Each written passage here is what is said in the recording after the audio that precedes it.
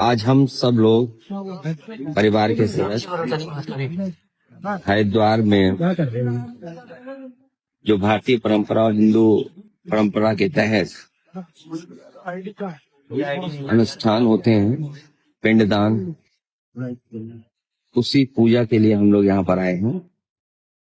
माँ गंगा के किनारे हम लोगों ने पूजा की है और ये अनुष्ठान मोक्ष के लिए और आत्मा की शांति के लिए यहाँ के पंडित जी के माध्यम से हम लोगों ने कार्य कराया है।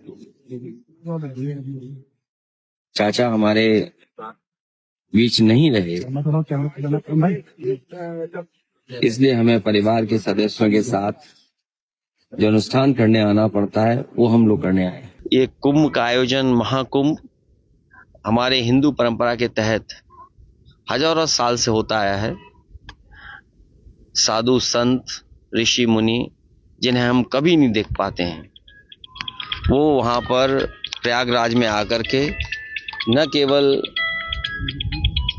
वहाँ पे पूजा पाठ या जो तिथियां होती हैं उस दिन स्नान करते हैं। लोग दान देने, लोग गंगा में स्नान कर करके, संगम पे स्नान कर करके पुण्य के लिए, और तमाम आयोजन होते हैं।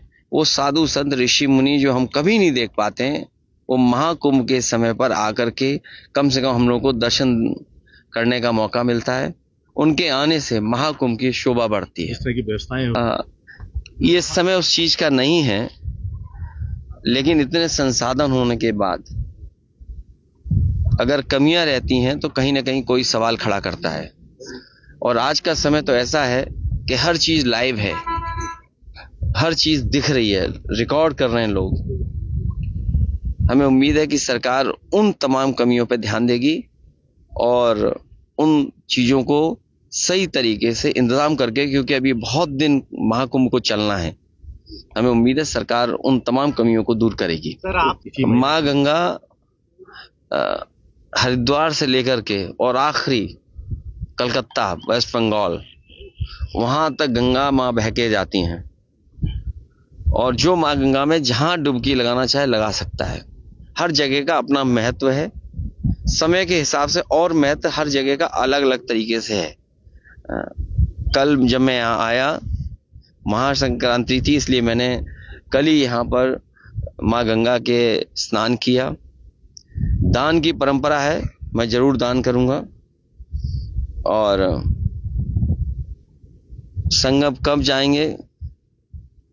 जब माँ गंगा बुलाएंगी। इंडिया गठबंधन इंटैक्ट है और मुझे याद है इंडिया गठबंधन जब बन रहा था, बिहार के मुख्यमंत्री नीतीश कुमार जी ने तमाम दलों के नेताओं से बात की। उस समय हमारी पार्टी से भी बात की। उस समय इंडिया गठबंधन के बनते समय यही कहा गया था, जो रीजनल पार्टी जहां मजबूत है उस रीजनल पार्टी को इंडिया गठबंधन मजबूत करेगा। दिल्ली में आप बहुत मजबूत है, इसलिए समाजवादी पार्टी ने आपका समर्थन किया है। जो रीजनल पार्टी बीजेपी से मुकाबला कर रही हैं, हम इंडिया गठबंधन के सभी नेताओं को मिलकर के उनकी मदद करनी चाहिए, उनके साथ खड़े होना चाहिए। क्योंकि दिल्ली में आप कांग्रेस आमने सामने हैं। हमारा सुझाव तो यही है कि आप मजबूत हैं, इसलिए हम आपके साथ खड़े हैं। राहुल गांधी कांग्रेस इसका पालन करते हुए नजर मोदी झूठ बोलते हैं, उसी तरह अरविंद केजरीवाल भी झूठ बोलते हैं। देखिए, अब ये क्योंकि